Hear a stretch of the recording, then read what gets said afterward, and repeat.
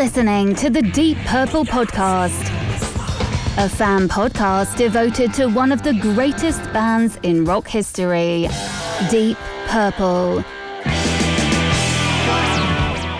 Your hosts, Nate and John, cover their shared history with the band, discover new music together, and cover the farthest reaches of the Deep Purple family tree and beyond.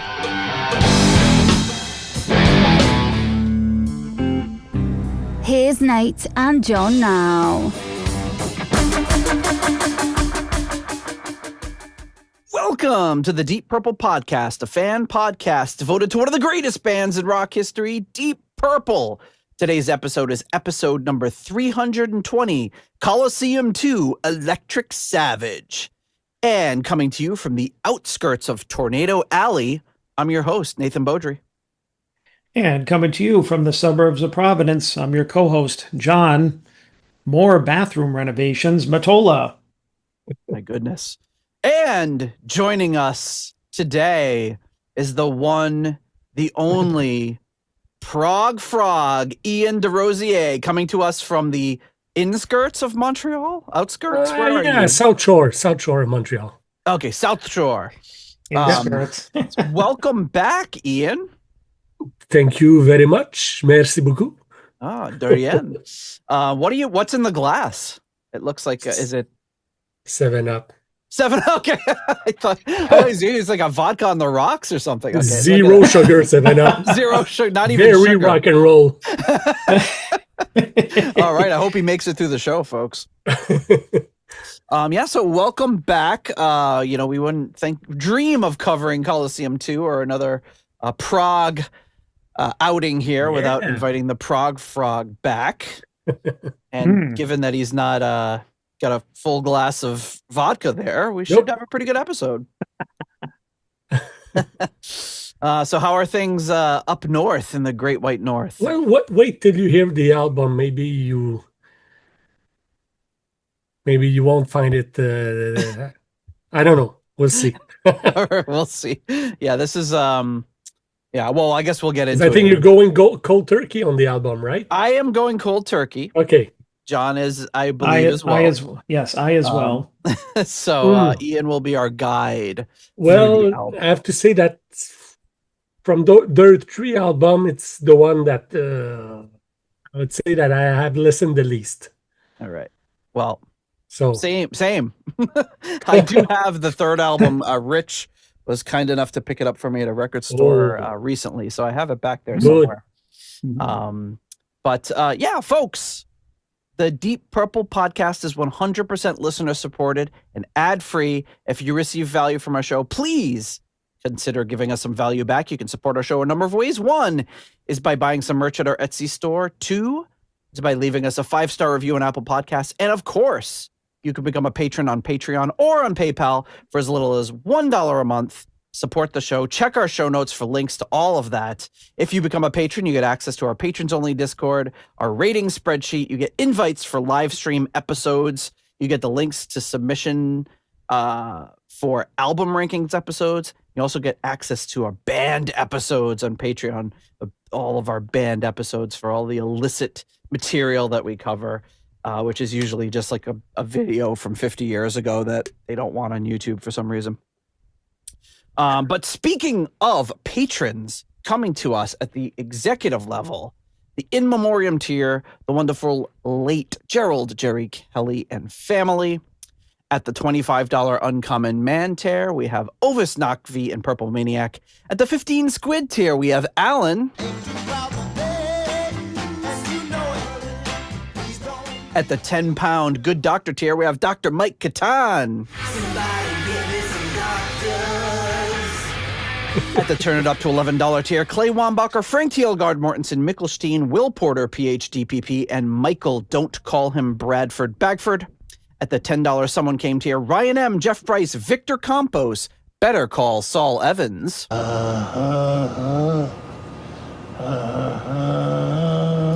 And Peter from Illinois, and at the Deep Thoughts by John Matola tier, Mr. Fielding Fowler. And now, Deep Thoughts by John Matola. It's great. Thank you so much to all of you for your generous support of the Deep Purple podcast. And I forgot to ask John, what was your opening thing? Oh yeah, I'm doing more bathroom renovations. Okay, I guess it was more self-explanatory than I thought. Wait, Yeah, were you doing any bathroom? I didn't know you were renovating at all. Well, I told you now. Oh, more, but you said more as if we knew you were renovating in the past. Oh, well, I knew. All right, well, I guess John's secret bathroom renovations. Matola. Yeah, see, I have this problem of knowing things in here and then forgetting if I told anybody. Yeah, I guess not.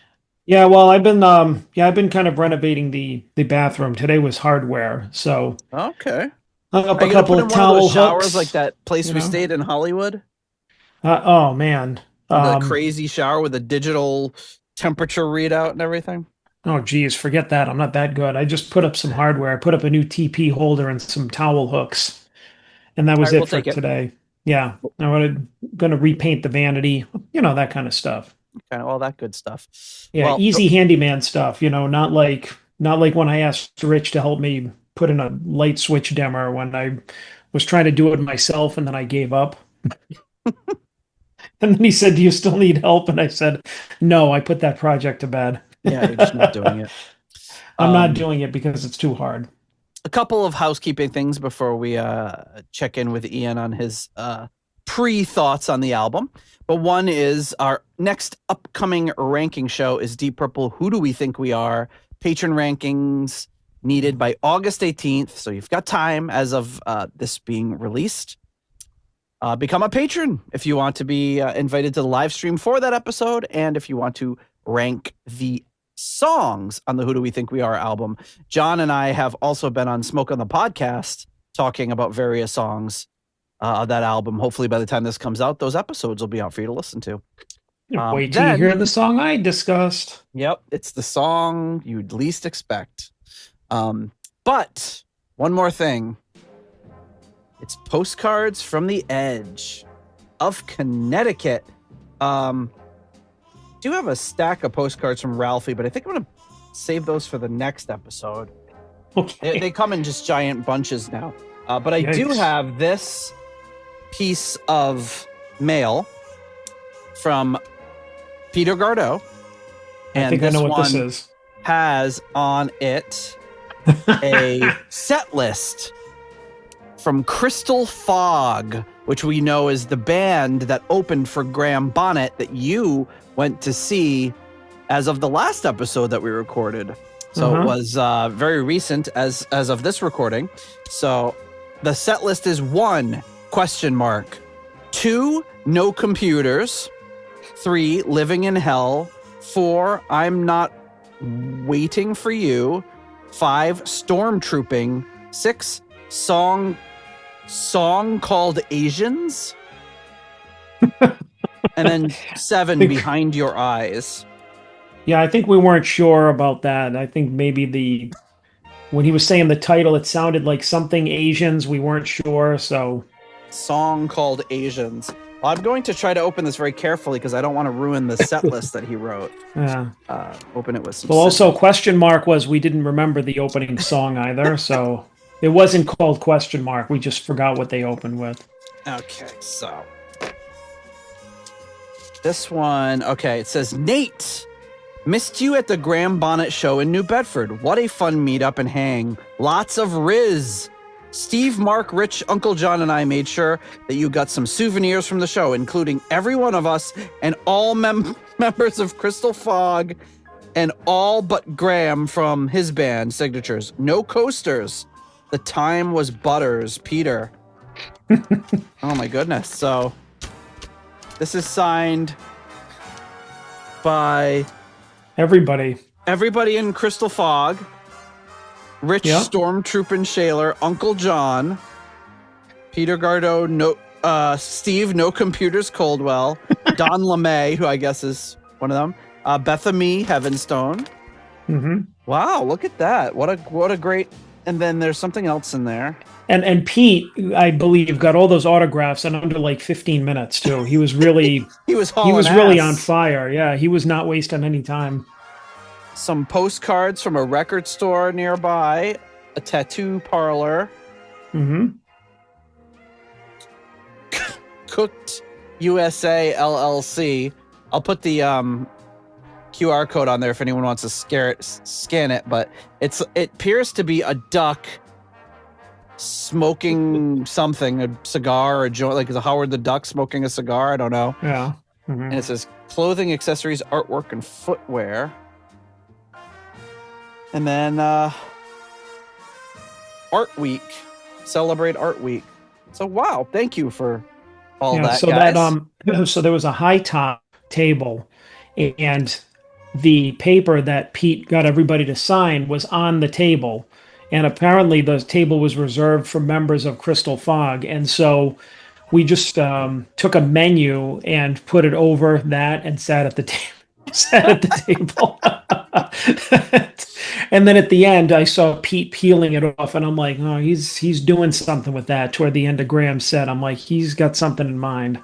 Yep. And sure enough, started passing it around, having everybody sign it. But I did not think he was going to go for the for both bands that night.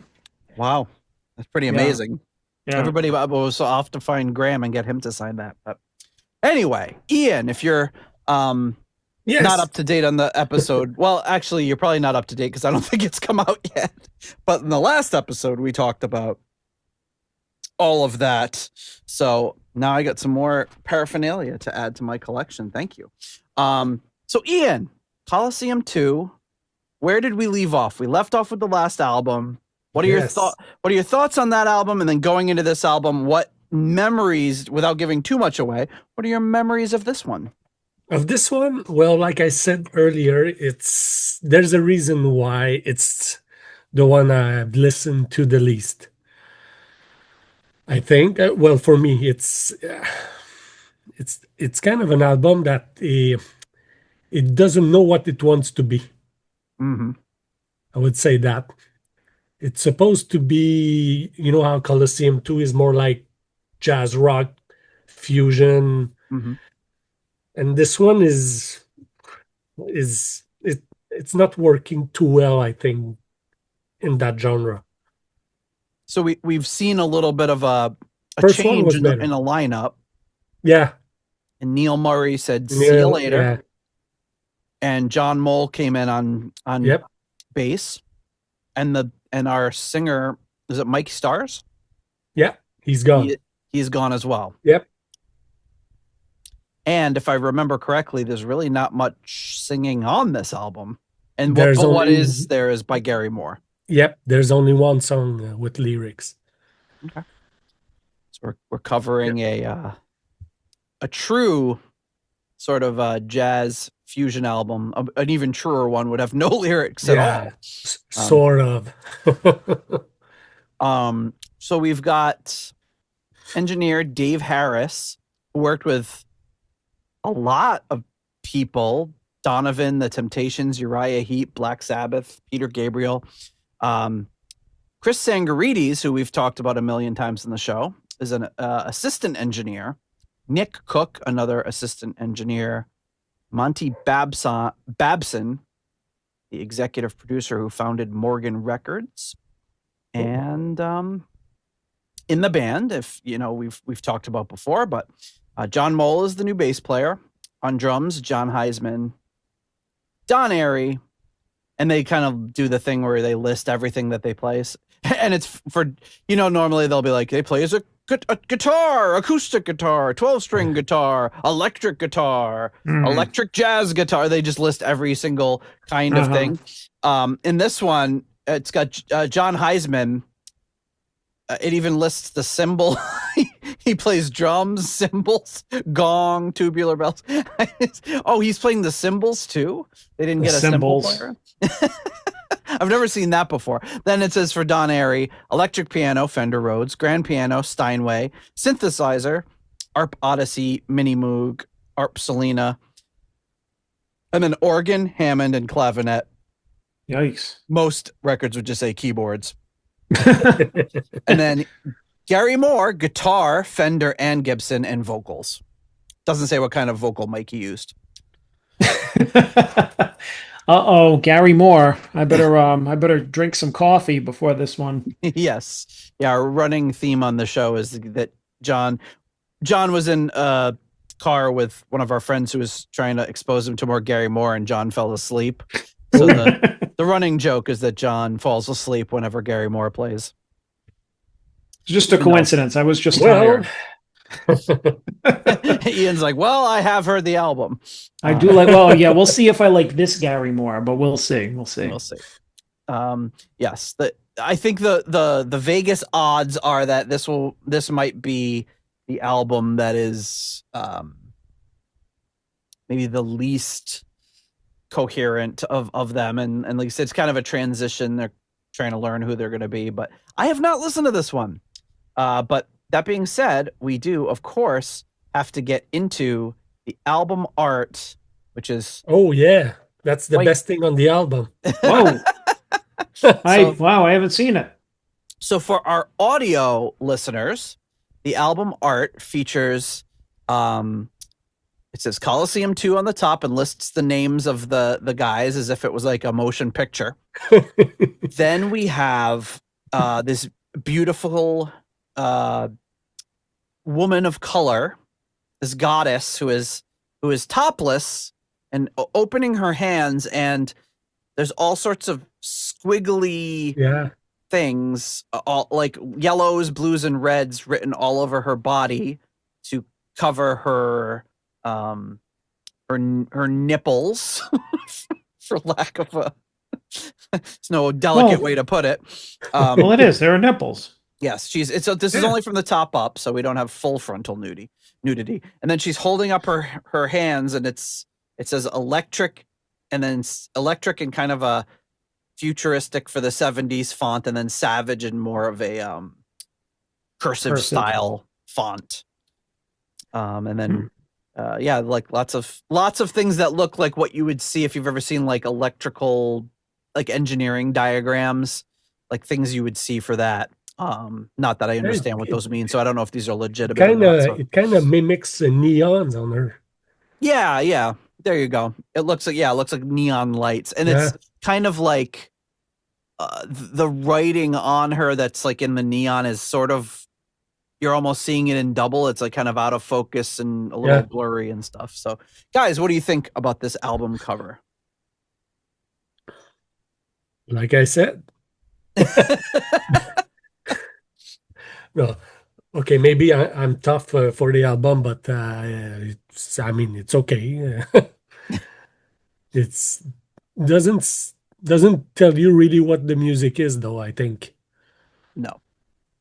We do have a plus in one of her hand and a minus in the other to go with the electric part. Like she's a battery or power conductor or something. We should get like we should for the Etsy store, we should get like one of those little battery chargers that you can use to charge your car battery, but it's like it's made to look like her. And she's got the little hands you can put on the little battery. It's gonna sell like hotcakes if we get the that minus and the plus. Yeah, this is it's a very interesting cover. Like I would say this is one of these that if I had it in my collection, it would be one that there's a lot of color, there's a lot going on. I would definitely have like, how like my records over here are all, like books like this, but this is one that I have like facing out or something just because it's so visually interesting. I mean, I think it is, because you got a lot of yellow, which is a very electric kind of color, and some red, and then the blues there, a couple of little blues for cool colors. I think I don't know, the things like on her shoulders, like the arrows and everything, they remind me of something like some kind of tattoos that people get. I don't know what kind of art it reminds me of. It kind of reminds me of like what you'd see in like Mayan or Incan. Yeah, art. that's it. Yeah, I was gonna say some kind of art like that, but But yeah, I agree that it's I guess you're not really sure what I mean, I guess if it's going to be like a fusion type of album, it makes sense. That tells you what you're going to get. But um I think it would have been fun if they called it Colosseum 2 Electric Boogaloo, and then they had, Don Airy in the back with like sneakers and baggy pants on, breakdancing with Gary Moore. I guess they weren't that ahead of their time. That would have been a few more years. Well, when you said Coliseum 2 Electric Savage, I was thinking a Coliseum 2 Electric Electric Boogaloo, yeah, Boogaloo. that's kind of the go-to Yeah. finale for that. But yeah, definitely a cool cover. I would say You if know, you were just like, oh yeah, it's a fusion album, I'd be like, of course it is. you know Well, I this mean that's what it looks like. the Savage. The writing reminds me of Gillen. Yeah. Oh yeah, or the Perfect Hmm. Strangers Yeah, the S. little script. The S and the Oh G yeah, of yeah. Gillen. Hmm. Is it the same guy who did the cover? Some covers or It is not, but no? interestingly, Okay. the design for the sleeve was by John Pash or Paskey. I'm not sure how you pronounce it.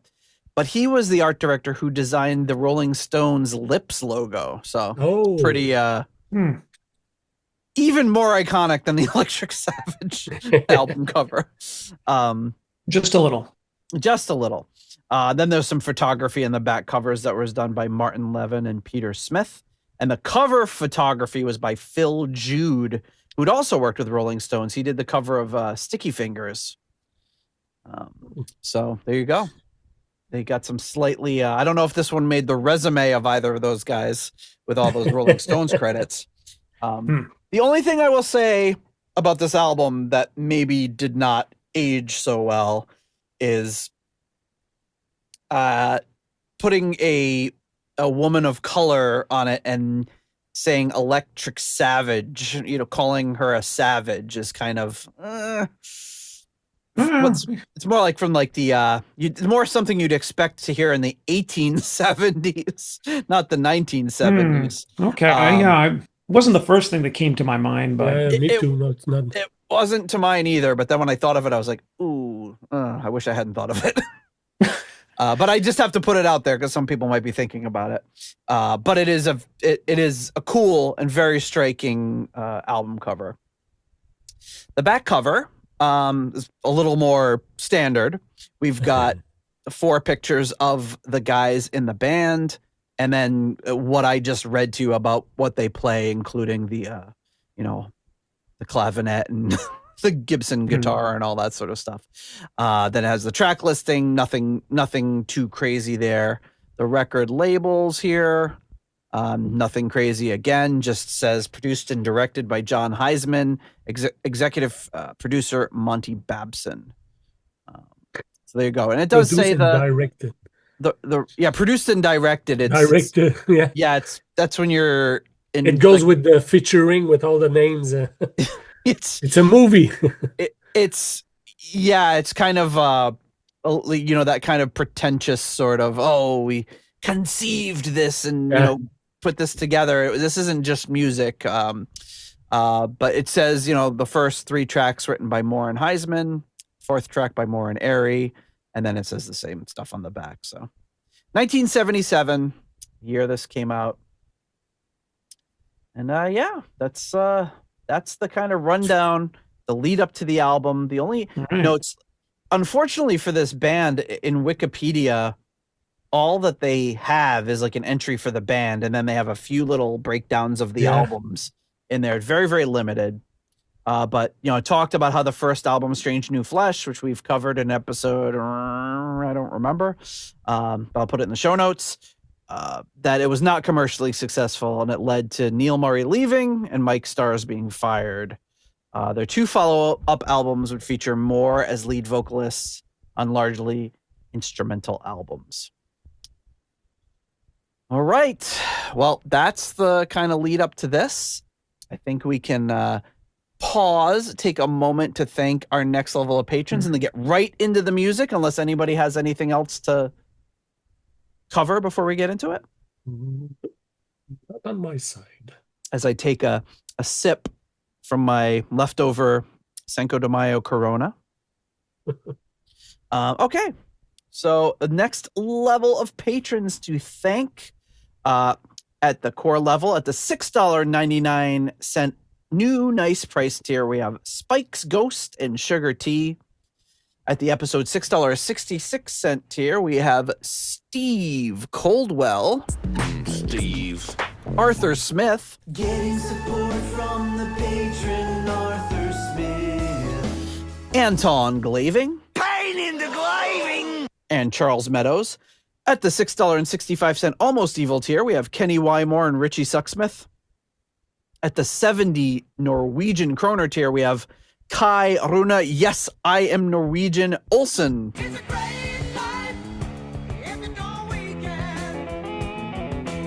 At the $5.99, the nice price tier, Robert Smith and Carl Hellberg. At the 60 kroner Scandinavian Nights tier, we have DJ Knut Morten Johansson.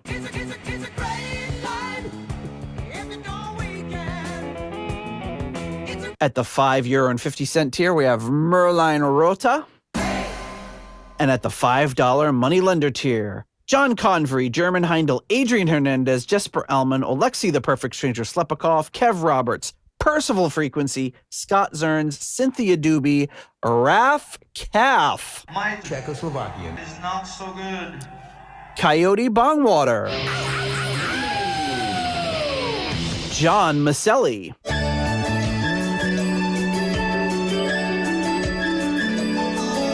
Sarah Sanders. I do the good in shots. Oops.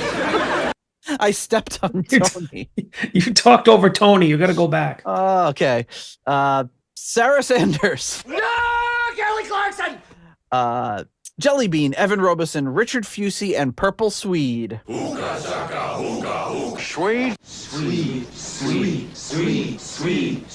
What did Tony Maselli say this week? All of you for your generous support of the Deep Purple podcast. What did Tony say this week? We didn't hear it. I don't know, because I've now set it up to do random polls, so I don't even know what that one was. All right. Well, I guess it's lost to the ages. Since they took down the channels that I was using to get all my Tony Maselli clips, I was like, well, I'm just going to take all the ones we have and make it do a random generation. So I guess I can just do another one just for posterity here. Let's see.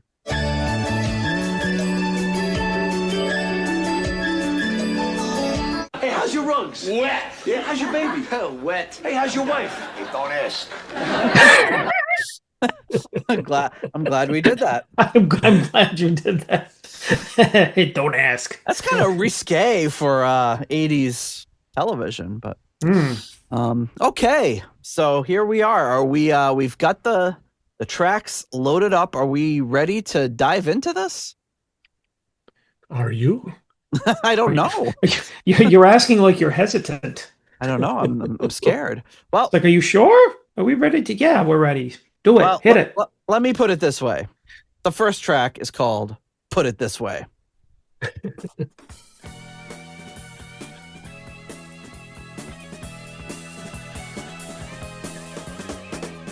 I mean, it's very early in the album, but I'll say this is kind of exactly what I've signed up for so far, listening to a good 70s jazz fusion album.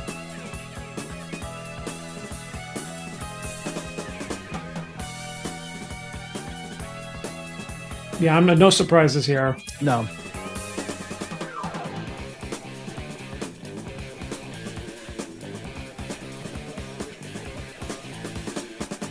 It's awesome. I love that dry snare sound too. John is the best on the album. He's swinging like hell. Yet another. I think all the jazz fusion albums we've done on this show have been drummer led. Yeah.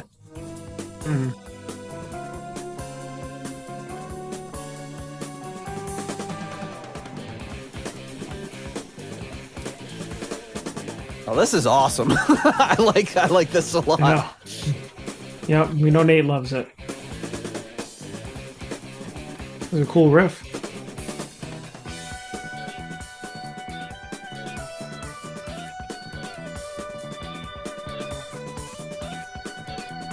I mean, if there wasn't something that's a product of its time, Yeah. I mean, the sound has 70s written all over it.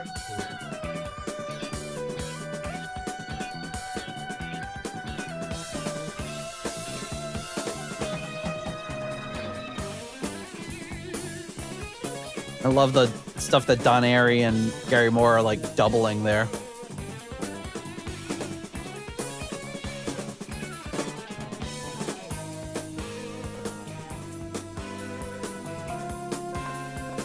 Nate, do I hear some China Boy in there? Yes, I believe so. Like any self-respecting fusion drummer.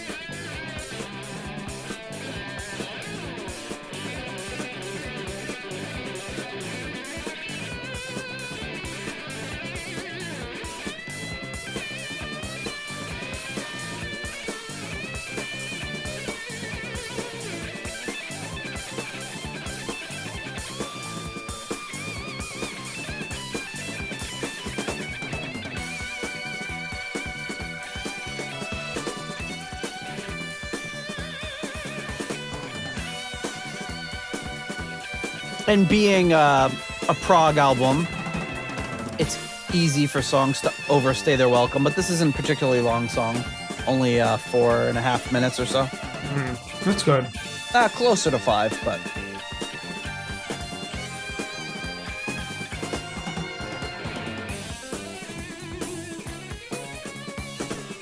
That part really reminds me of something, too. But...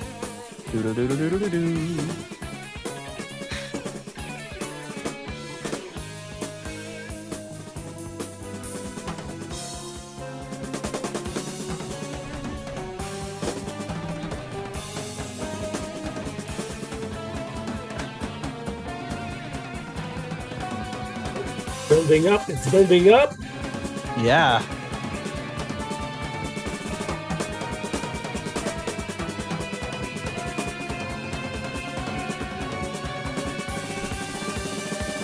It'll be crazy.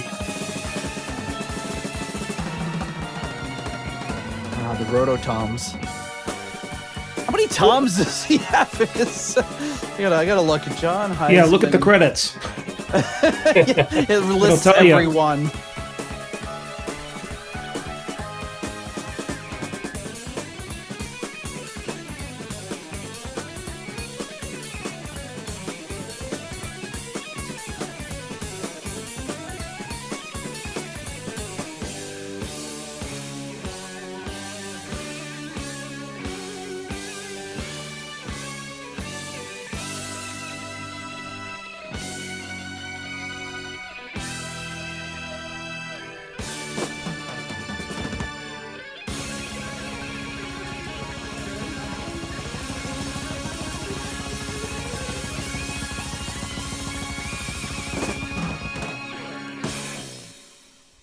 Damn.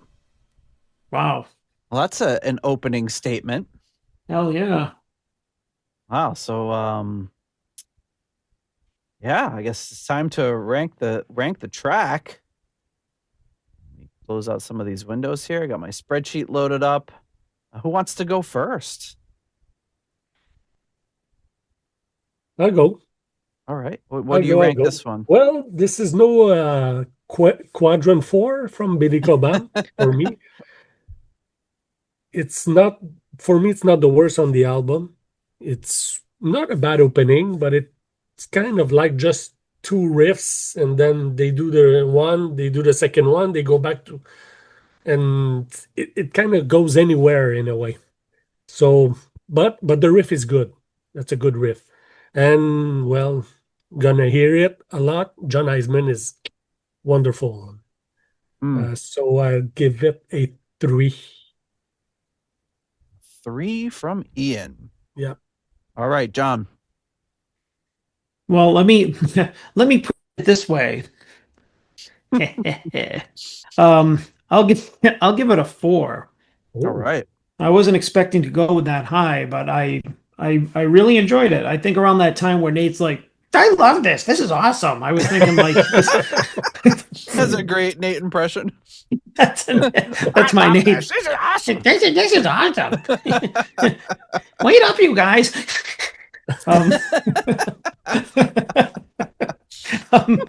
No, around that point where you were saying this is awesome, I was thinking the same thing. I'm like, yeah, this is better than I was expecting. Like, not that I was expecting it to be bad, but I was like, right out of the gate, it sounded like what I was thinking it was going to sound like. And then, you had some heavy riffs. You had some really 70s sounding keyboards, really dry drum sound, which, I like. I mean, I really like that on albums like this, is it just sounds like everybody just set up and they recorded with like live with no effects in the studio, which I think can be a cool sound, especially on like mid to late 70s albums like this. Yep.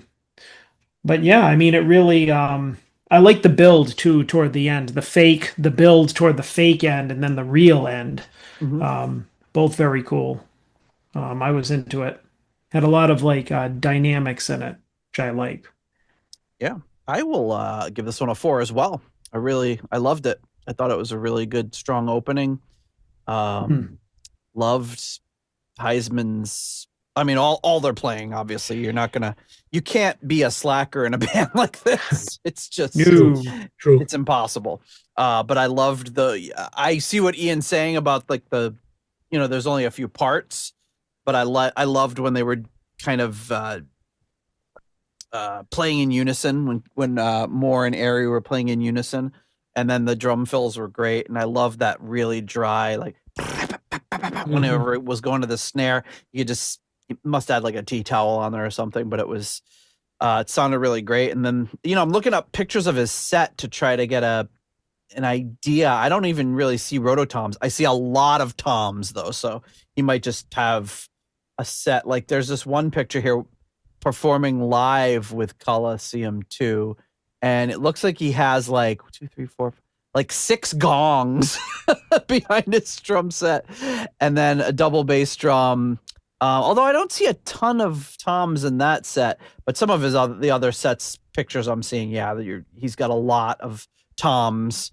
Not quite rototom size, but like really small toms ranging to the kind of bigger, more normal ones. Okay, my status here has been upgraded, or I guess downgraded to a severe thunderstorm warning, so that's good. There we go. Better than if it's a tornado warning, we're gonna have 5 more guests on this episode, including a dog. So that's gonna be very interesting. Okay, so yeah, I thought that was a really great album opener. Brings us to the next track on side 1, which is feels like I bashed my shin really bad at work today. It's like just immediately just swelled up like a big egg on my shin, and it's all black and blue and it hurts. But it makes me think of the next track, All Skin and Bone. Ooh. Sounds like that bell that Don Airey uses during his Deep Purple solo. Yep. I guess it's not a new effect for him. Up there's one of the 6 gongs. At least one, maybe it's multiples.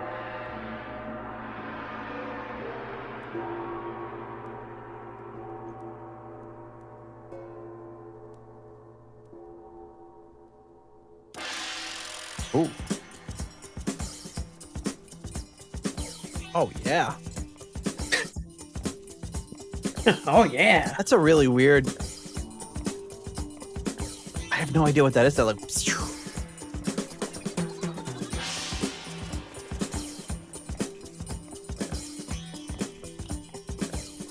And this is another track that was written by Heisman and Moore, like the first track.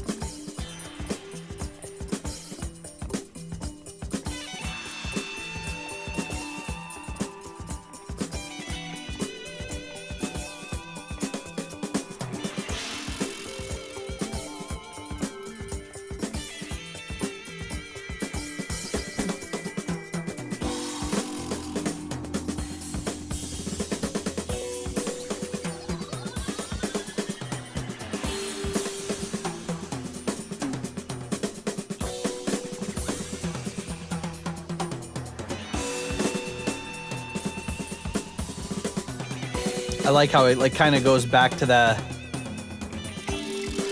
kind of verse part or whatever, but Heisman's still just basically doing a drum solo. Yeah, and I don't know, that could be a China boy cymbal, but it could be one of the many gongs. A lot of experimental sound in here. Yeah.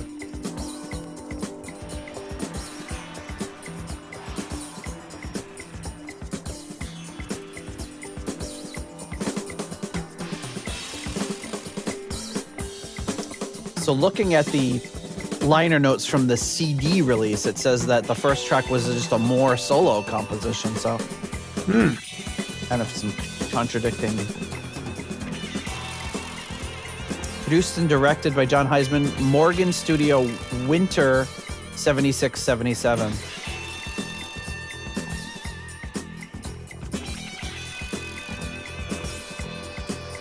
Some fat bass right there.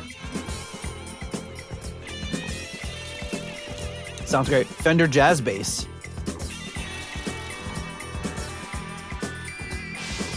I always wanted a Fender Jazz Bass. Never got one though.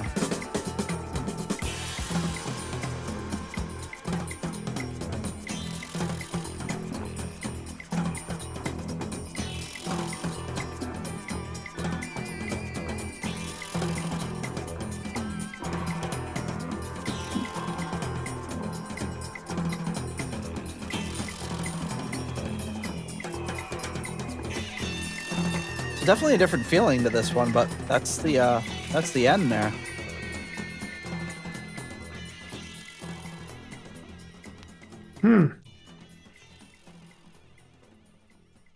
All skin and bone. Interesting. All right, John, why don't you go first this time? Oh, okay. Okay. Let's see. What is this one called? All skin and bone. Yep. I'll give it a 3.5 for creativity. Like I said, there are a lot of cool sounds going on there, but it didn't sound like there was a lot going on. Guitar was pretty repetitive. You have and that's about it. What? Zoom cut me off, right? No, it didn't actually. Oh. Strangely, I heard that one that time. Oh, okay. But yeah, I mean, I'll give it points. I'll give it a little higher because number one, it wasn't super long, right? So it didn't give me enough chance to be bored of it. Well, because I mean, if it was like twice as long, I'd be like, all right, what are we doing here? Oh, even an extra minute would have been like, okay, we get it. Yeah. But I mean, I could appreciate it for some of the odd sounds in it. You know, you could tell that they're experimenting. They're trying to do something different, and it was cool because you know you're listening to it. And you're not like, "Ooh, that's weird" for the sake of being weird. You hear like, "Oh, I wonder what that is." Like you said, when there was that noise, which could have been a processed cymbal or could have been a keyboard. We don't know. Maybe we do know. I don't know. But yeah, I thought it was pretty interesting. Okay, Monsieur de Rosier. Positive. Eisman again.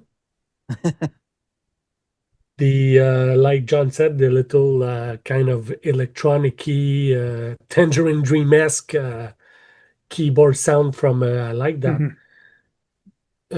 Negative. Gary Moore sounds like he's been recorded 30 miles away from the studio. It's kind of the same repetitive melodic line. It goes nowhere again. I'm sorry, you're going to hear it a lot. 2.5. All right. Generously. A generous 2.5. It's just that I feel like I could make a list of albums from the same years that would be, if you want to listen to real good jazz rock, yeah, I'm going to put this in your hand. Anyway. Yeah. Well, let's off the top. Let's what are some good jazz fusion albums from 77? Damn, I shouldn't have said that. I was thinking when was the hymn of the hymn of the Seventh Galaxy or whatever? Yeah, Return to Forever. Return to Forever. It's 70. 74, I think, this one. But to keep it Deep Purple related, Murray's going to leave Colosseum too, and he's going to go in a band called National Health, Oh yeah. Yep. which is kind of a jazz rock proggy thing that is done way, way better than this. Okay. I find. I have to say though that the first Colosseum I like a lot. The third one, that's my style. Right. That's my style of jazz rocking. Let's just skip ahead to that now. No, we'll, Yeah. we'll come back to that. Yeah. I am going to bridge the gap between the both of you and go with a solid 3. I think it's more so than a song. It's almost just kind of like a sketch, like a like here's something we're playing around with, and it's interesting and it's enjoyable. But yeah, it's not breaking a ton of new ground. Now I feel like I have to. John mentioned Moore's guitar being very simple. Ian mentioned the guitar being recorded like it was 5 miles away. And I, after hearing both that, I was like, what guitar? I don't even remember any guitar at all. So I guess that does kind of say Moore, I guess, was not being utilized to the most for this one. Yeah, it was pretty simple. Like it was pretty basic in what it was doing. And that's fine. But yeah, I don't recall. I didn't even really recall any guitar. Like I think I remember the, but I guess I just didn't even think about it being a guitar. It was just kind of like almost a noise. You've got the vibra slap. You've got that weird little like helicopter sound. You've got all these things going on. So it kind of got lost to me. But what is not lost to me is the next track, the third track on the first side. This one is called Rivers. Ooh, like Butters. Yeah. It's like Is this the tender love ballad from Electric Savage? Yep. Is this the one with the vocals? Yes. Oh, here we go.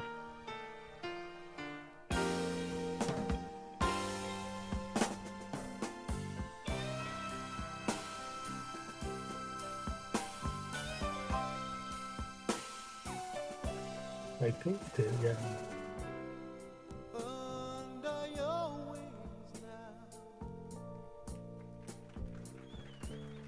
Whoa. Yeah. Is this recorded live or is that just put know. In? I don't know. It's strange. It's the only time I think we hear the. And they never come back. It was back. Unexpected. Yeah. Woo!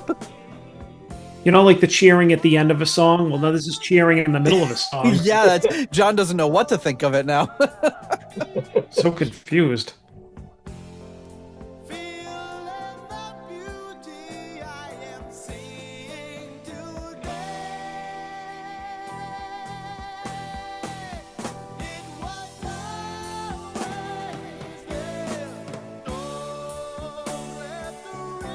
Seeing a lot of very different volume levels on all of the songs on this album so far. It's interesting. This one's kind of quiet.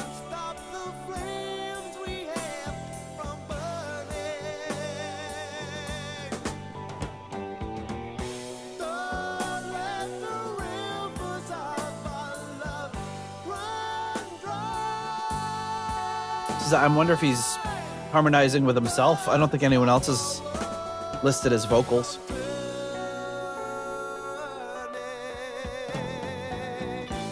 Yeah, John, I feel you.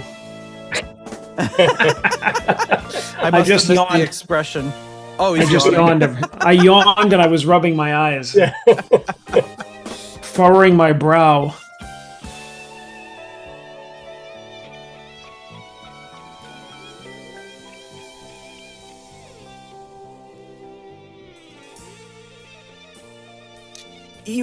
It is kind of weird to put had to have one track that's got vocals and be kind of like a fairly straightforward ballad. Like you wonder, were they trying to get airplay or trying to have a single? Was that like a record company decision? Although that's weird because then people buy the album like, what the hell? What is the rest of this? If this was the music you were looking for, you'd be pretty disappointed by the rest of the album, probably. Well, kind of reminds me of on some of their later albums, like maybe, sorry, like early to mid '90s albums with Vi and Satriani did. They'd have a whole bunch of instrumentals and like one or two with them on vocals, but then it was like 90% instrumental. Yeah, it's kind of a weird dynamic. Yeah.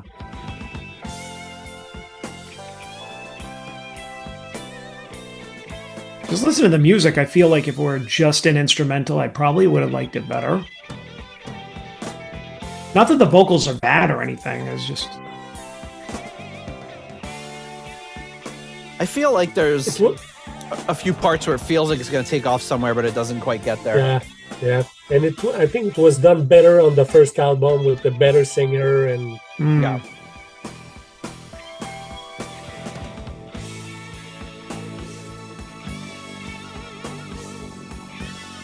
Like I said earlier, you listen to the first 3 songs and you're like, what kind of album is this? Yeah, it is. And I really love it when an album keeps you guessing and has a lot of different styles on it. But it's, I see what you're saying. Yeah. It's completely out there.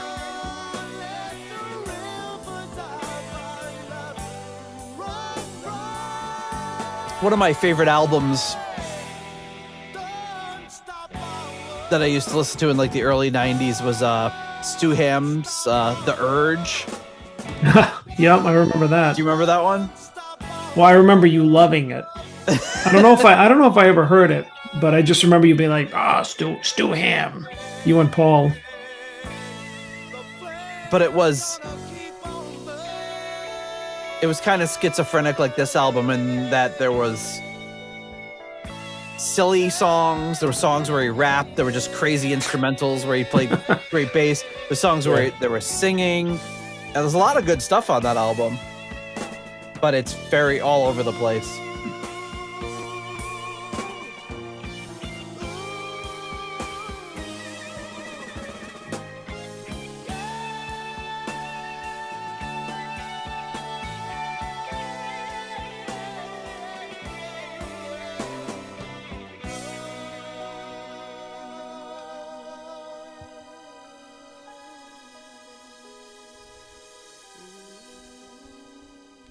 All right, that's Rivers, like the guy from Weezer, Rivers Cuomo. Oh. All right. Well, you know what? You both went first. I'm gonna go first this time, and I'm gonna give this one a 3.5. I actually liked it. What? Ian's like, nope. Yeah, I kind of figured I can almost guess where you're going on this one, but I don't know. I liked it. I kind of liked I feel like there were times, like I was saying, where the vocals were like almost building to something, and I could my mind was seeing it going somewhere else, and then it didn't go there. So I kind of wished it had done that, but I don't know. I found it soothing and enjoyable. And now I'm gonna call on Ian because I want to see. Oh, a generous 1.5. Oh, I didn't think he was going to go that low. Yeah, it's is it too sappy for you? Yeah, it is. I'm not too fond of his voice. Okay. And it's too syrupy. Yeah. Yeah, it doesn't work I feel in the context of what it's supposed to be anyway. Yeah. Don't need to hear it again. All right, John. Well, now I will bridge the gap between these two and say 2.5. Yeah. Is like I think it, like I was saying during the song, like I liked it where it was going in the beginning, and I feel like if it had stayed maybe a shorter instrumental, I would have liked it better. But I mean, it was it didn't really do too much for me. It was like it was a ballad, but it wasn't like too heartfelt, I think, or um, cohesive enough. Like I wasn't really paying much attention. If I don't pay attention, that means I don't like it. So It's it's on the long side too. It's almost 6 minutes long. yeah, that For what kind it of is, it's a little Yeah. long. lost me. Yeah, if you have a 6 minute long song and it feels like it's three, then it's a good song. Yeah, that felt 6 minutes long. Yeah, you don't want it to. But I don't know. I like the groove that they were getting into on it. I could see myself, if I listen to this album more times, I could see myself liking that song even more. Oddly, yeah, I could maybe get it up to a 4, whereas it would go down to a 1 for Ian with repeated listens. I'll wait for your sales pitch to me when you'll find it incredible trying to sell it to me. Yes, I'll see if I can win you over. Yeah. I doubt it. I will use my energy for more productive reasons. Okay, so the final track on the first side of this album is written by Moore solo, according to this. And it's got the coolest title, I think, on the album, The Scorch. Yeah.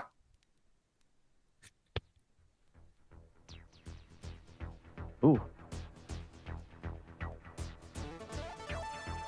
Yeah. I love that synth sound. It sounds like you're watching like a science documentary on the BBC. Yeah.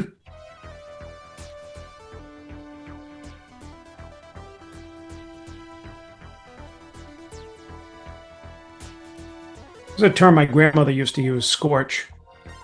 Yeah? For what? Yeah, if my brother or I were causing trouble, she'd be like, John, stop being a little scorch. Really? Never heard that one before. I don't know, like trying to fire everybody up, Okay. I guess. I've heard little shit, but I've heard little scorch. I think she might have used that one too. You might use that one too.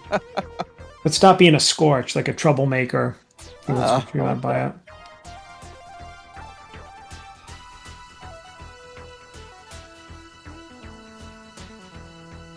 So I'm gonna assume we're in a synth heavy intro here for the first minute and a half, and then things are gonna pick up. It's gonna really get scorched.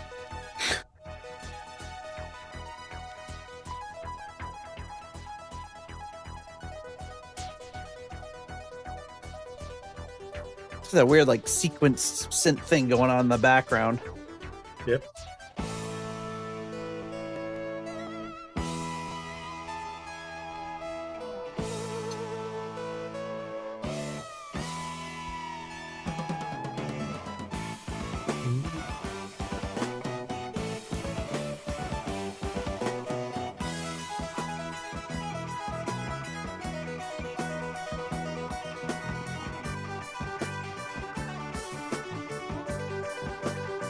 Really cool stuff.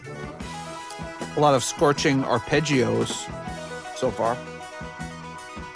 It sounds like the sound that he got at the beginning of Tarot Woman on Rainbow. It sounds neoclassical, yeah. Yep.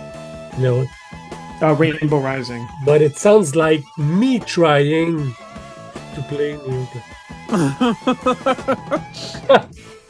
I'm scorching that album. Stop being such a scorch, Ian. I don't like to be negative, but this one's good. This one's good.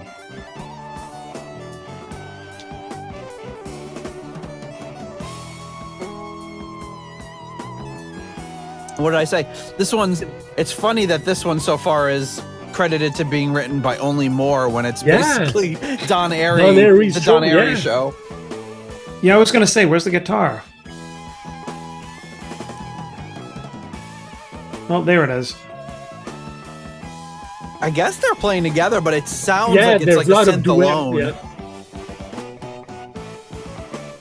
But again, it's supposed to go somewhere else, and you're like, give it to me, and it's never coming. It's the big. It should be called the tease. Now it's coming. Yeah.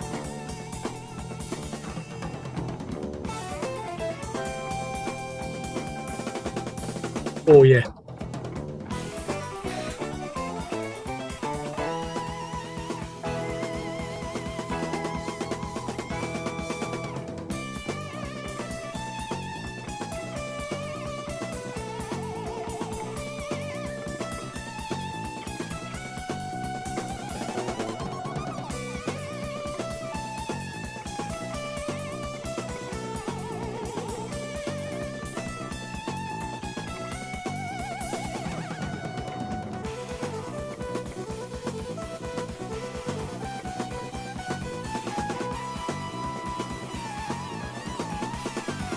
Yes. Finally. It took 4.5 minutes, but we got there.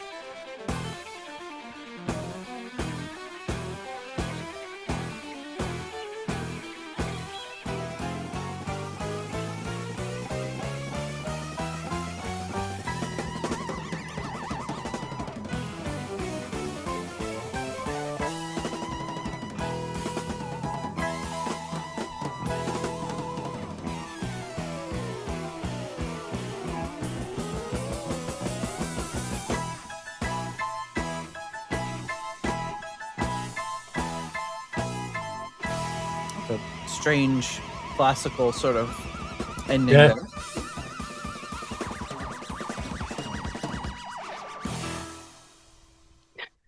There. Damn. So Nice. let me ask you this. So this is Colosseum 2, obviously. Heisman is credited as being a real pioneer in the prog rock genre from the original Colosseum, which Yep. I admit I've heard very little from. Are you as familiar with the first lineup? Oh, probably more. Oh, really? Yeah. Okay. The first two, they're all good, but their first two are very, pioneers. They were mixing jazz, rock with classical in like 68, 69. They were early for the genre. Yeah. It seems like they're still going too with like And there was sax and lots of Hammond organ. There was no synth. So it's 68, 69, 70. right. It's full of Hammond organ. Well, we know Lots that of you are a saxophone. great lover of the Hammond organ. So Yeah. and his Yeah. wife, Barbara Thompson, is it? Yeah. She Yep. she was in Colosseum. Yeah, she Played played a lot. a bit, yeah, in the band, yeah. Yep. Awesome. I'll have to check them out. I do have a I'm trying collection to of find a bunch of their yeah, stuff. well, I'm gonna have to listen more. the Colosseum bassist played with Rainbow a bit. Oh, is it Clark? Mike Clark? Yeah. Yeah. Yeah, wasn't he like one of those guys that was in Rainbow for like 4 weeks? Yeah. He played a bit with same thing with Uriah Heep. He played with Uriah Heep. He wrote like one song but he's not on the record. Oh well, I think maybe he's on the record on one song, but he's not on all the record. Yeah, I want to say that he played briefly between maybe like Rising and Long Live Rock and Roll. I think like for like literally like 4 weeks. Yeah. He was out. Standard Blackmore fare. But okay, so that was The Scorch. John the Scorch Matola, why don't you give us your rating? Oh, that should have been my nickname if I had only known. It was, according to your grandmother. Which grandmother? My mom's mom. Okay. Yeah. You little scorch. Yep. Yeah. Very on brand for her. Let me see. Hmm. See, that's the thing is like I like a Don Airey heavy instrumental, but I don't know. I don't know if I loved it. So I'm gonna have to go 2.5. All right. Yeah, I liked the Scorch. Didn't love the Scorch. Sound like a Seinfeld character. Yes. I love the Scorch. I love the Scorch. Who loves it? Everybody loves the Scorch. Um, I don't love the Scorch. Jerry, how can you not love the scorch? I don't not loving the Scorch. You don't love the Scorch. Not loving the Scorch. Okay. Okay. Jerry, Got that how out can you of not our like the system. Scorch? Okay. Um, but no, seriously. Like I said, I like a good instrumental that features Don Airey, but this was like good. I don't think it approached great territory. I guess I was waiting for it to do like a little bit more, but it didn't really. All right. Ian. Well, I kind of agree with John, but I'm gonna give it a 4 Oh, wow. because in the context of what precedes it, this is a scorcher True. for me. This is more of the style that when I put a Colosseum album on, I want to hear. So Mm. yeah. Right. I will bridge another gap. I'll give it a 3. Oh, Yeah, there we go. good. I liked it, but I feel like, and I don't know if it's even fair because it's just named The Scorch, but I feel like with a name like The Scorch, Yeah. it's too like kind of happy sounding. Yep. I'm expecting it to be like, just like a Mind face blowing melter, solos. And yeah. and it was good. It was like, it's very very happy go lucky, Yeah. but some great playing as always. Yeah, a fun listen, but I will stick with a 3. All right, the next side of the album opens with a song called Lament.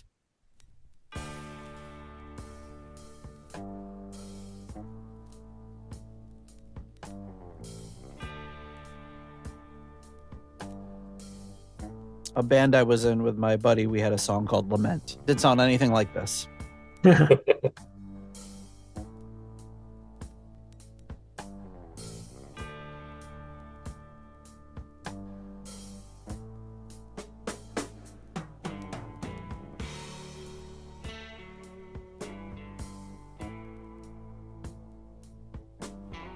Oh, wow. This is like... It almost sounded like Old Lang Syne.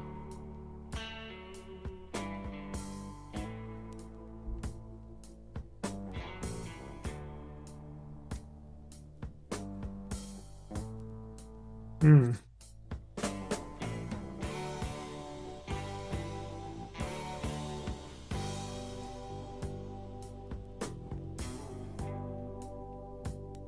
Now it sounded like sort of Pink Floyd-y. I feel like it's dragging a little bit. Yeah.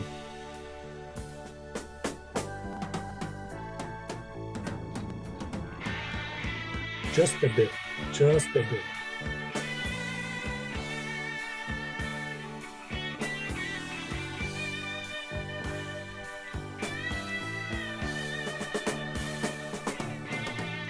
This one, so this one says it's a traditional arranged by Moore, Heisman, Airy, and Mole.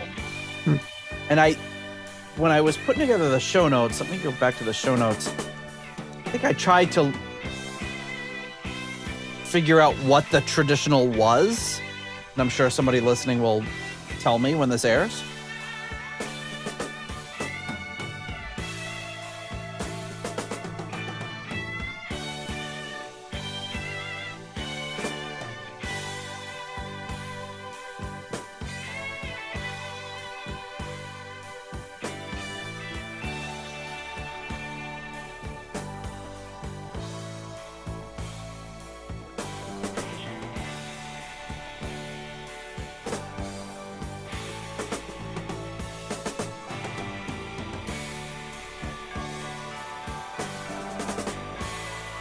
It's got the Christmas bells coming in.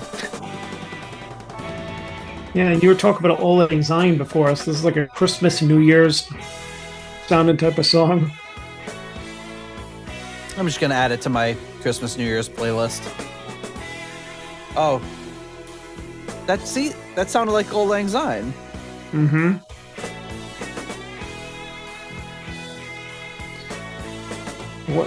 What a drab way to ring in the new year, though. Jeez. I like You're a like, lot of "Yay." rototoms in my new year. Well, we know you do.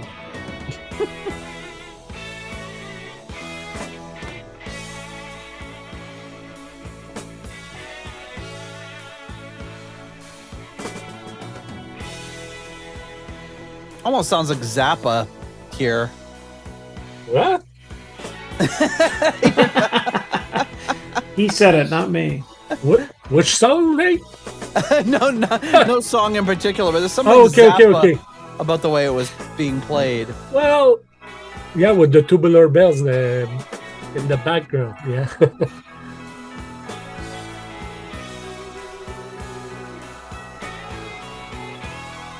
I don't know what kind of Zappa you listen to, but I have some of the albums that were never released. we need Just to for, talk.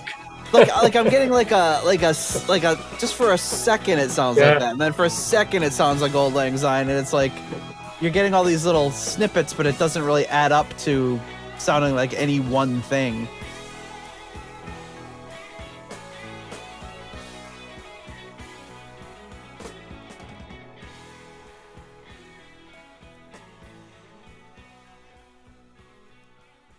So apparently, this was I'm in trying to find out what this traditional is. I just stumbled upon a Yeah. 7-inch single release in Germany of just the song, but it still doesn't answer the question. It just says, looks like it was released on the 18th of May, 1977. It says Unverkauflich promotional copy in German. So I don't know. More questions than answers. But who wants to go first on this one? All right, I'll go. We're like, no. I'm trying to figure out which score I should. Yeah, I mean, I'll give it a. I'll Nah. give it a 2.5. Yeah. It's fine. It just doesn't seem to like really develop or go anywhere.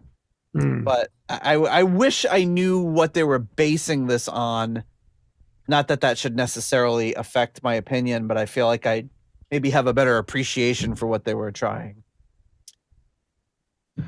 John? You know what? Hang on, I'm gonna change it. Whoops. I was 4.5. no. No. No, I'm gonna give it a 2. Okay. I just like when I said that it dragged, it was almost like I felt like when some of the when we were listening to some of the drum fills, it almost sounded like they were playing the tape at half speed. It was like, and I'm just like, oh, it's excruciating. Hurry up, like it's like it was too slow. Like I don't mind a song that's slower paced or that's got like a vibe to it, but it sounded like either that or he was intentionally going too slow and it was really aggravating me. I'm like, this needs to go faster. And when Moore's guitar solo started and I stayed awake, it picked up a little bit in like that it was layering, but the tempo didn't really pick up. So it was like, I don't know, I just found myself really just disinterested in it because of that. Okay. Fair enough. Ian. 2.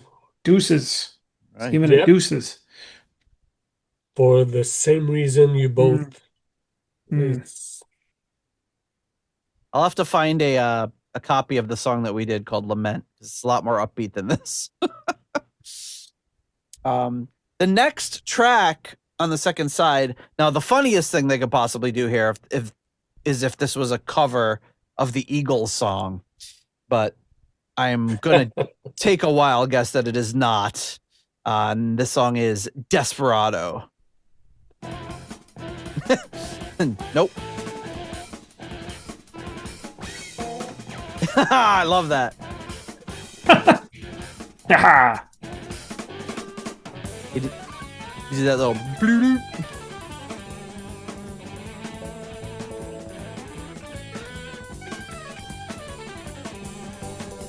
I feel like we're going back to the promise of the first opening track here. Right.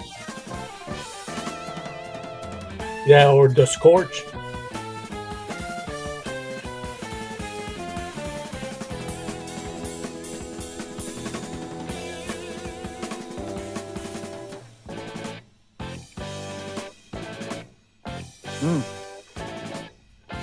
Oh, I like that.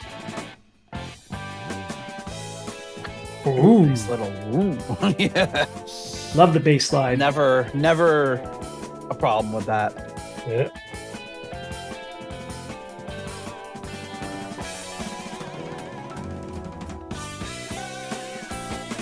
See, this is getting back to what you want to hear.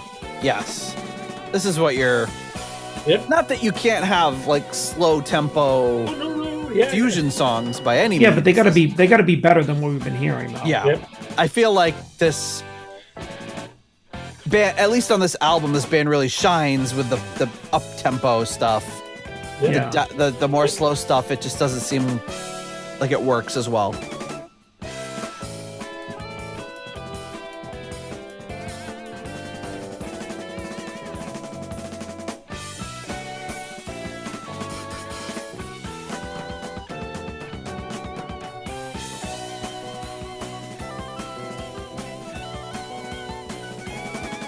Nice.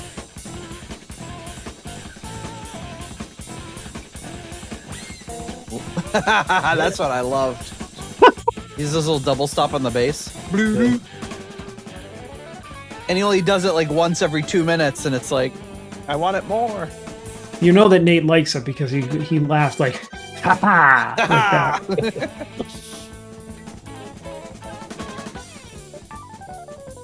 Oh, yeah. Fender Rhodes solo. Yes.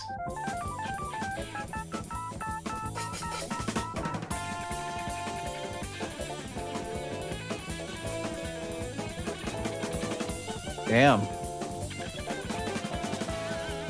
Almost feel like we're listening to Tommy Bolin solo here. Yeah, I mean, this is... There's a title goes well with it. There's a Latin feel to it. Yeah, yeah.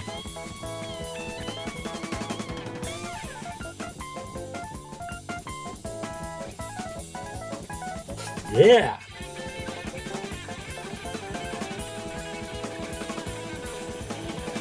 And they're doing so many intricate things in unison, but then branching off with these solos, Yep. really keeping it moving. Wow.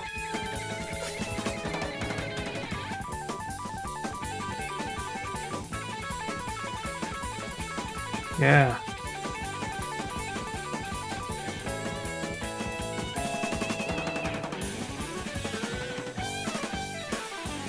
$5.5. He's going above the top rating.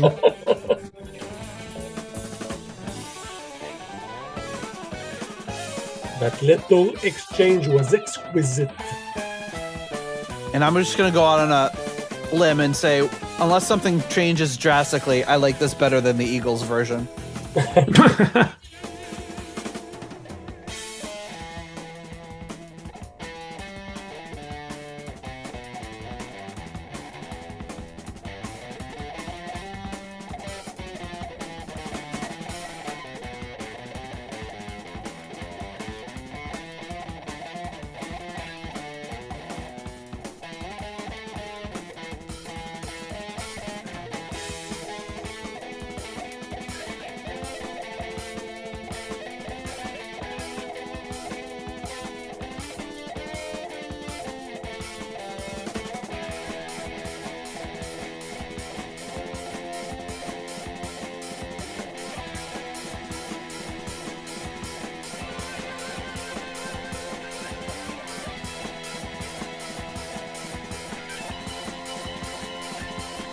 Yes.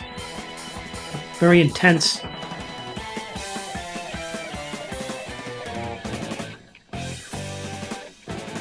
Oh, here it comes again.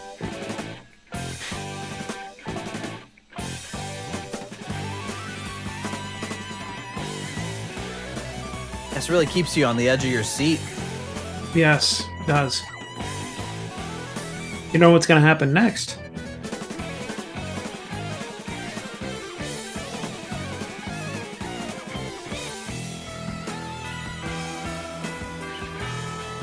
The return of the tubular bells.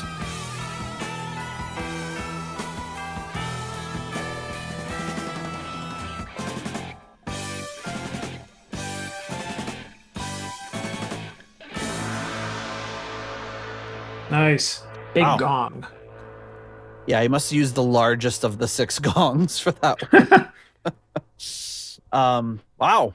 That was sort of unexpected after the last few tracks, but Ian, I think we have to go to you first. Yes. Great. Well, yeah. Well, this one's good. This one's really good.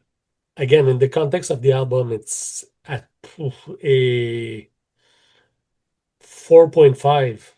All right. Yeah. That little exchange of guitar and electric piano was perfect. Yep. Yeah, really good stuff. All right, John. I was thinking 4.5 as well. Yes, My sir. goodness. Yeah, no, definitely a standout. Probably so far best on the album. It had everything. It had speed, Action, proficiency, suspense. dynamics, like cool noises. Yeah. There was one point where the guitar was going on. It had a really good like crunch to it, but it wasn't heavy. You know what I mean? It was just enough. But I mean, there were so many interesting little parts in there, but it felt very fluid and very like dynamic. And like somebody said at one point, we don't know what's coming next. So Yeah. What is the movie that's from? It's like it's got What? everything. Action, suspense, or is it Princess Bride? True love, pirates. It has everything. yeah, probably. And you know what? I'm gonna meet you in the middle with a 4.5. Hey-oh. Hey, oh, wait a minute. That's all the same thing. Exactly. The middle meet us in the between middle. 4.5 and 4.5 is 4.5. Hey, oh, all right. Yeah, I think it's great. I wonder when I hear a song like this, I wonder how do they chart it out so they know what the hell they're doing or what's coming next. Obviously, these are all like beyond excellent players and session guys and all that. So, but they have to have some sort of guide for like what's next. It kind of stresses me out just thinking about it. Like, oh my God, if I had to play this and remember what part's next. But they did a fantastic job of it. And that brings us to the penultimate track on Electric Savage. That is a song called Am I? Are you what? I don't know. We're about to find out. Maybe.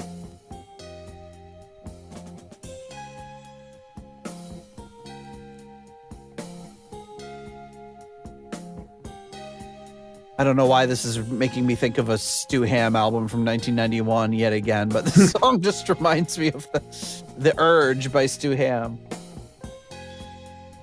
Look it up. Listen to it. You probably won't like it. It's just one of those things that, like, in the moment in 1991, it was great, and I don't know if without the nostalgia factor, I don't know if there's much there, but I loved it.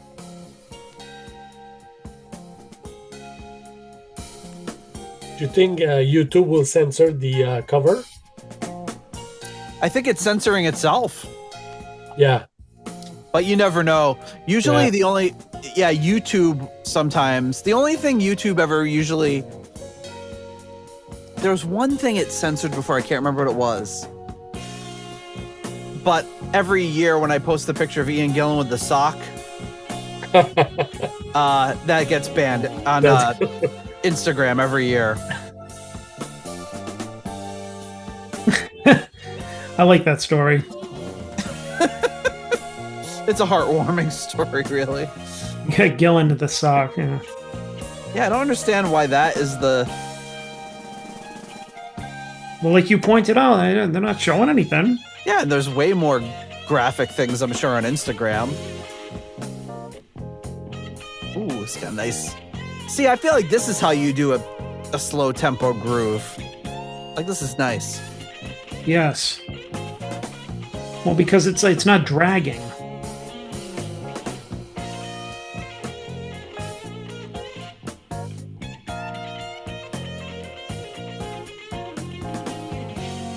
Yeah, it's great. Great playing by Moore.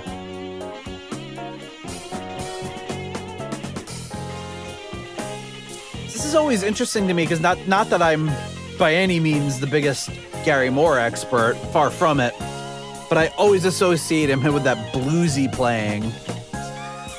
Well, that's because that's what he kind of transitioned to, right? Or did more of in the 80s? Sure, and there's a lot of bluesiness in what he's playing here, but to hear him play this fusion stuff is just still kind of blows my mind.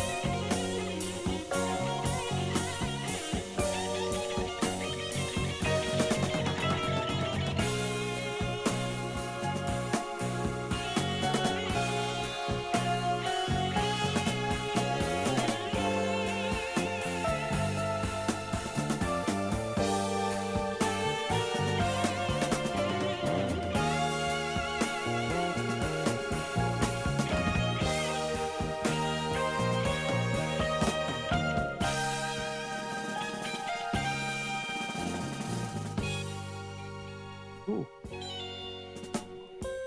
Can't tell if he's doing some like little volume knob swells there.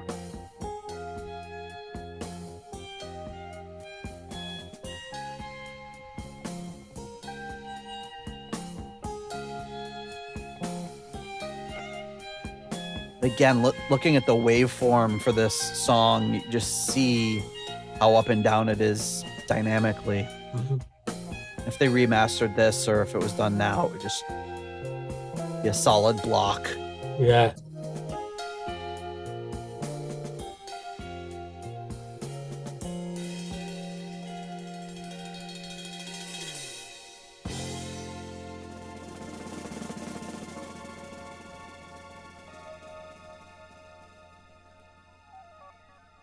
Oh.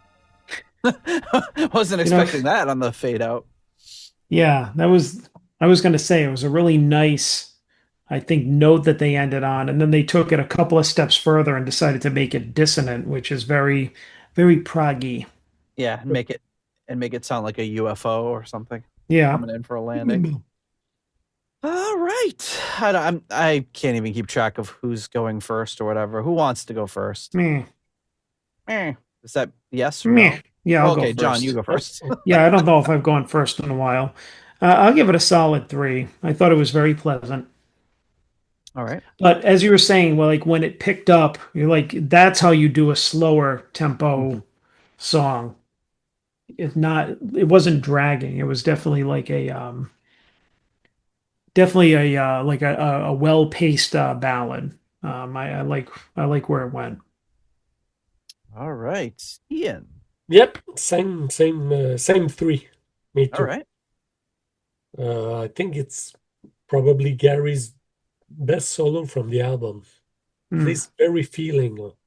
Yes. Yep. All right. And for the ballad, it's the better one. Yes. I will give this one a 4. I really liked it. I thought it was a cool. This whole album like sounds like it's giving me this weird sense of deja vu. Like I know I haven't heard it before. I know there's no chance I've heard it before, like and forgotten it. But it just there's something about it that seems so familiar to me. Yep. And I can't put my finger on why that is. I mean, I think there are just elements of the way that well, first of all, you had, Don Airey on it. So, I mean, he's got, a bag of tricks that's probably been very similar over the years. And then there are other artists that we've heard in the Deep Purple family, like, I mentioned Satriani and Vai. That kind of playing, too, is very similar to this. And some Billy Cobham. I've heard some stuff that sounded like Tommy Bolin. I even heard a little stuff that sounded like Iommi when in the later Sabbath days he was doing more of that jazzy kind of stuff, or that reminded me of it. So it's just like I think it's kind of a, when you're getting into this kind of genre, and we have some crossing musicians here, it's like it all sounds really familiar because I get the same feeling too. I'm glad it's not just me. Yeah. No. All right. The last track on the album is written by Airy alone, and it's called Intergalactic Strut.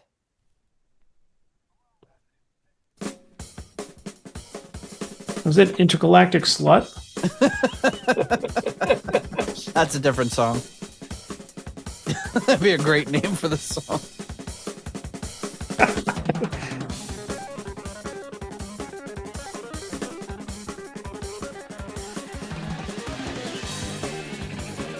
Damn. All right.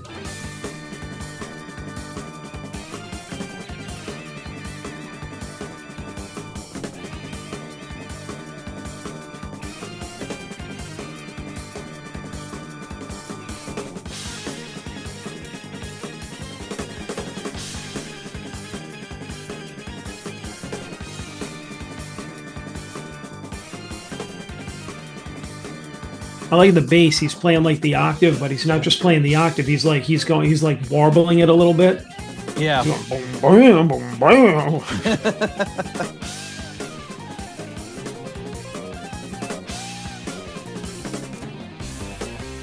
John Mould didn't have a ton of other credits, although he was on the Gary Moore album we covered, Back on the Streets.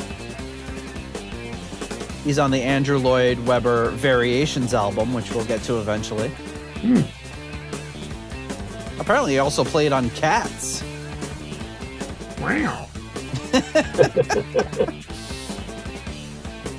There's another good one here. I like this. Yep.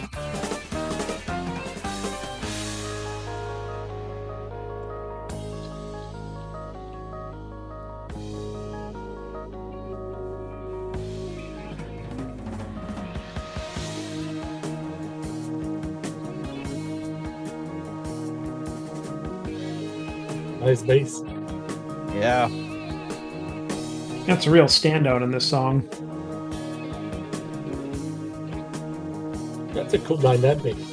Kind of.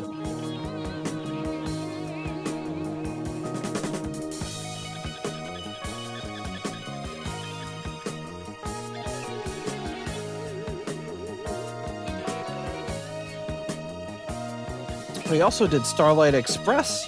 Guy was an Andrew Lloyd Webber head.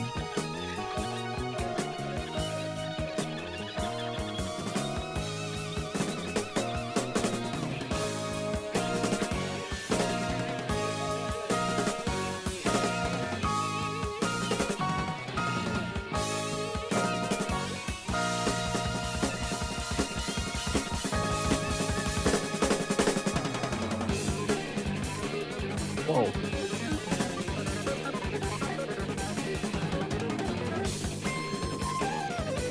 Yes.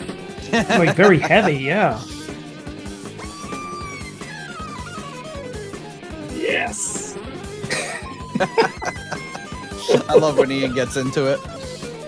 Nate likes something, he goes, ha ha! When Ian likes something, he goes, yes! Those are the tells, folks.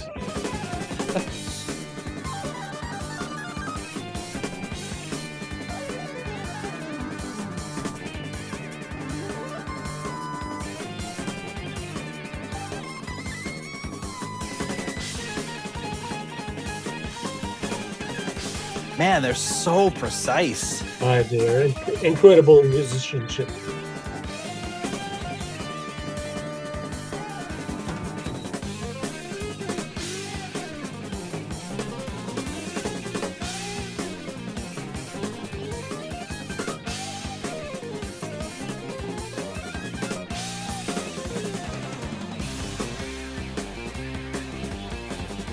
Oh.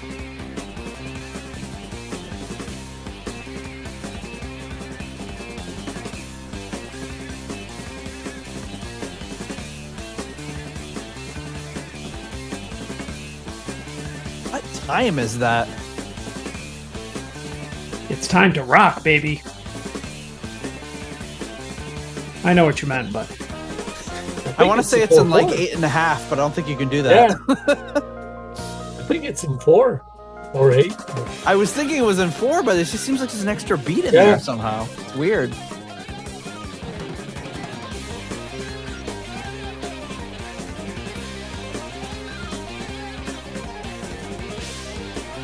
Yeah.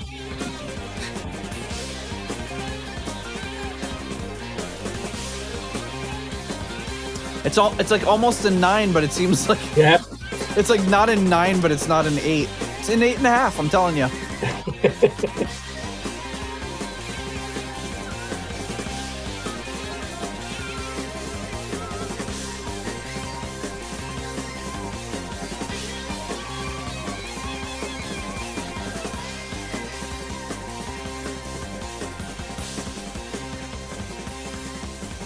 Yeah, I'll have to listen to that again later to figure out how that time signature is.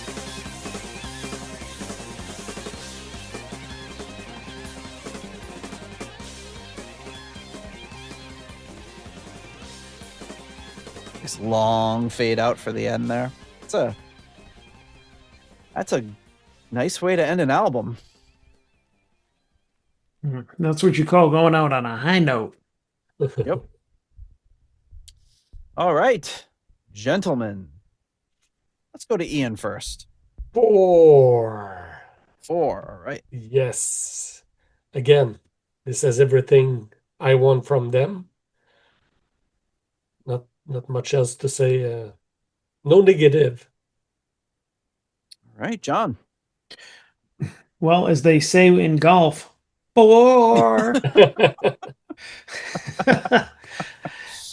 No, this was a good one. I basically said my piece throughout the song. Like it just this is another one with a lot of good parts, a lot of good dynamics, a lot of good sounds, and I'm happy that the album ended off this way because you like to hear a strong opener and a strong closer. And if you got some sag in the middle, it's like, what are you gonna do? But you know, the best way you can end off an album like this is like at least going out on a high note. So, yep. Which I think they did. Strong ending track.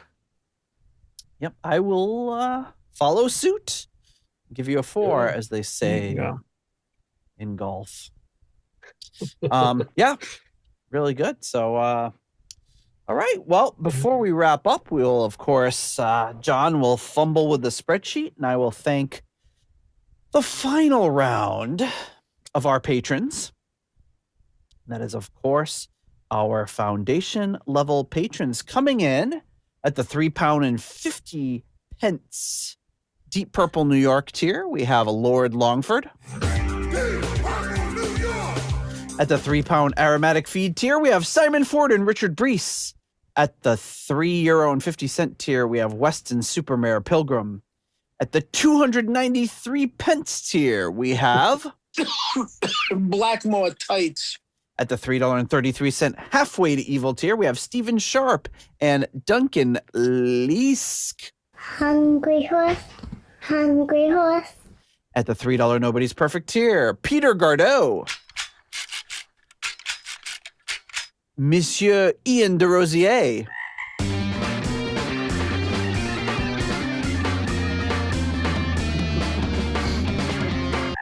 Yeah. Mark Roback.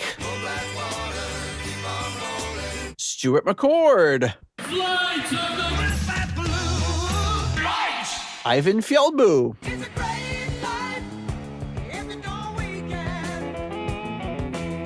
Runar Simonsen.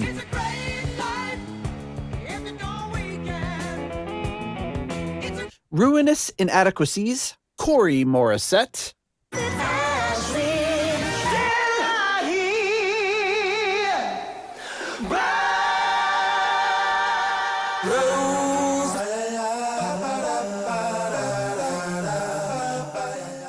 Joe Dopefish Sigler. Adam Cork, Tim Wood, Steve Down to Earth Kohler, and Michael. At the $1.71 I Want My Own tier, we have Rich, Young, Shayla, who the hell is that? At the 10 cold hard Danish kroner tier, we have Karsten Lau. Cold hard Danish kroner. And at the $1 made up name tier, we have the all skin and bone, but mostly bone, Leaky Mausoleum. Stephen Somerville, the Concerto 1999 fanatic, Hank the Tank, Private Eyes, Ashton Lionel, Zwapper, the Electric Alchemist, Anders Engstrom, ICDC, Durple Purple, David Haddam, Graham Bonnet's Disco Pants and Haircuts. I said, Graham, you know, our audience expects you to be a bit more dirty. Disco Pants and Haircuts, yeah. I'm just going to put my guitar across his head. Eddie Lyon. Homosexual. And Sick Tone. Where is she? Where is she? She's just about to close up the library. Thank you so much to all of you for your generous support of the Deep Purple podcast. And here we go. We're just busting down the spreadsheet, and he's fumbling with the tabs. Oops, he sorted it the wrong way. Now he can't tell what is bad. All right, John, where does Colosseum 2 Electric Boogaloo fall? I know. Now I can't. I could can't not think hear of it it. any other way. He couldn't help it, folks. Where does it fall in the rankings? So in the rankings, it falls a little toward the bottom, like the bottom third, I would say, but not too low. You got a 6.81 here. I ranked at the. It looks like I ranked at the. No, wait a minute. Wow, Ian ranked it the lowest. Well, actually, he did give a 1.5, which is very uncharacteristic on this show. Yes. But it's it's between Fandango, Last Kiss, and Infinite. Yeah, Deep Purple Infinite. We really were hard on that album. Yeah. Yeah. I feel like but it's probably mostly because of one song, but but I mean, I feel like this album, I would say that's probably around where I guess it would have been. I mean, you're not going to have more of your iconic albums, not as on the fringe or experimental, are going to be higher. Ones like this are good and they have some bright spots, but I mean, you're going to have like a consistent like banger after banger, like being higher up than this. But overall, not a bad album. I mean, you can't deny the musicianship on here. It's just some of the songs just weren't great. I mean, that's all there is to it. Yeah, I look forward to listening to it again. I'm sure it's not on Spotify, but on whatever service I can listen to. I could probably just go old school and put the MP3s on my phone. True. That's old school now. MP3s. Remember MP3s? Because I don't have a CD other than in my cars. I don't have a CD player set up, so I should probably do something about that. I have one to sell you. You have one to sell? Oh, I'm sure it'll totally be worth it to ship it internationally. But yeah, I think it's something I would enjoy listening to in the background. I don't think it's as strong as the first one, and from what Ian's saying, I'm very much looking forward to the third one. It is on Spotify. Really? Yep. No kidding. Okay, well, that solves that then. Mm-hmm. Oh, shoot, I turned on my Spotify and it started playing rain noises. I got my recent searches came up in Spotify, and Crystal Fog is at the top. So Colosseum 2. Okay. Great. Yeah. Well, then that solves Stranger that. things have happened. I'm stranger new fleshes have happened. I'm following Colosseum 2, so I should have known this. Okay, great. I'll listen to it that way. So Ian, what to kind of close it out, what do you think? Do you have any sort of change of heart at all after listening tonight, or what do you think? Nope. He's like, nope. I think I rated exactly like I feel it. Yeah. What I'm surprised is that the most proggy stuff on the album is the stuff that John loves the most. I was surprised about that. But I don't think it's necessarily bad, but it's just, I would say, uninteresting overall. Even the most jazzier stuff, proggy stuff, I feel like a lot of other bands did it kind of better. And the sappy ballads are like, yeah, sappy ballads. So it's, I feel it's just uninteresting. Not bad, but I'm not feeling like I'm going back to it a lot. I'd keep the three, the Desperado, The Scorch, and Intergalactic Strut. That's all the songs I need, and that's it for They me. could have made an EP for you, and you would have been Yeah. okay with that. Yeah. Yeah, and to your point, the world has no shortage of sappy ballads. we don't need our prog bands donating to that well. It's overflowing. It feels like they were rushed maybe to record a second album, and it feels like maybe they should have more time to arrange or flesh out the songs more for, I don't know. Yeah, I mean, that's the classic thing, right? The sophomore slump. Your first album, you spend your whole life writing, and then your second album, you have to throw together because you don't have the material. And then I don't know how they got it together for the third album. They're going to release 3 albums in like a 1-year span, 76, 77. Which was common then, right? To delete, within say 18 months, release 3 albums. Yeah, it's very... it's unheard of these days, but back then that was a common thing. But still, sometimes you feel that maybe it was just a bit much. Yeah. Yep. Yeah, maybe they just didn't have the material for this one. Yeah. All right. Well, Ian, it has been great talking to you again. We love having you on the show. Always we love fun. your patronage. We love your wonderful accent. And no, sadly, you were talking to me before the show saying you were hoping we would have a tornado so you could talk to my wife in French, but sadly, there was no tornado. And the tornado watch goes off in another hour, so hopefully it'll stay that way. But yeah, thank you so much for joining us. Will you be doing the third one? We will be doing the third one. Yeah, good. Eventually, good. You'll be back. You'll be back. And, there's no law that says we can't have you on for a non-Colosseum album. So exactly. Just find a big Hammond organ one and anything Hammond organ. I've got it. It's funny because my I shouldn't say it's funny. my wife's grandfather passed away several years ago, who lived in Montreal. That's not funny, but he lent me. He gave me like his whole record collection and his record player, which was really, really nice one.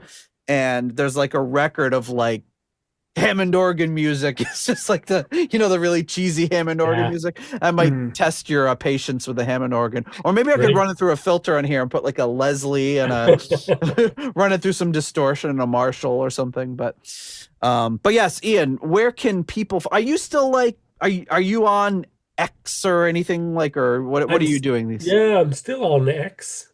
Okay. And on the Blue Sky too, but I don't go a lot to Blue Sky. Oh yeah, I think I saw you on Blue Sky. Ski, we call it.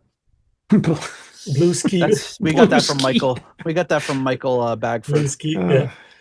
And that's where I am. So I used to always love your videos where you did the record pulls. You've got if you're listening to the audio, he's got just boxes and boxes of CDs behind him. He just keeps buying CD collections. So, look at that. Yeah. Jeez. That could be a show right there. Is just Ian randomly pulling. He would just randomly pull out a record or CD. And if he didn't like it, he'd throw it across the room. Look, he was going to do it. He was just going to do it. Yeah. All right, let's do it. Let's get 3 pulls. Well, here he goes. 3 random pulls. Let's see what Ian has to say. All right, he's going into a box. And now he's going to a shelf, I think, or another box. Oh, he's going to random 3 different boxes here. The Prague Frog is hopping around the room. Yes, hopping. I don't even know. Yeah, I know this one. Well, there's Tangerine Dream Le Parc, which is probably a soundtrack. And that's funny because you just mentioned that. Yeah, 1985. This one I have no idea. Chandelier Time Code, no idea what it is.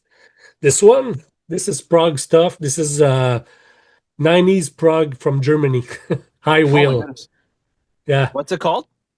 It's the name of the band is High Wheel. High Wheel. Okay. Yeah. German, Germany. I'm just seeing my face reflecting in the CD. Yeah. It's kind of freaky. Yeah. So awesome. Well, Ian, thank you so much for joining us. Discog. I'm gonna put them on Discog eventually. There you go. I should buy it from you. I'm trying to. You know, when you mentioned Stuart Ham, I know I have 2 Stuart Ham album from that. Listen to the urge. You'll probably be underwhelmed. It's Radio Free album. Oh yeah, Radio Free album myth. Yeah. And Kings of Sleep. That one I don't think I ever heard. It's 88, 89, I think. Okay. Yep. Never I heard. think my buddy Paul had Radio Free album myth, but I didn't have that. Album myth. Yeah. It's the Philip K. Dick story. All right. Well, thank you so much for joining us. Welcome. Ian, and we'll. It's always a pleasure. Always, the pleasure is all ours, and we will be back at you next week with more exciting stuff here on the Deep Purple Podcast. Ciao, John. Who knows? Ciao. If you like the Deep Purple Podcast and would like to support the show, please consider joining our Patreon or donating on PayPal. Patrons get full access to the podcast, Discord server, ratings, spreadsheets, and live stream invites. You can also leave us a 5-star review on Apple Podcasts to help new people discover the show. You can follow the show on Blue Sky, Facebook, Instagram, or Threads. You can also check out the website at deeppurplepodcast.com for show notes and more. Contact us via email at John or Nate at deeppurplepodcast.com. Thanks for listening.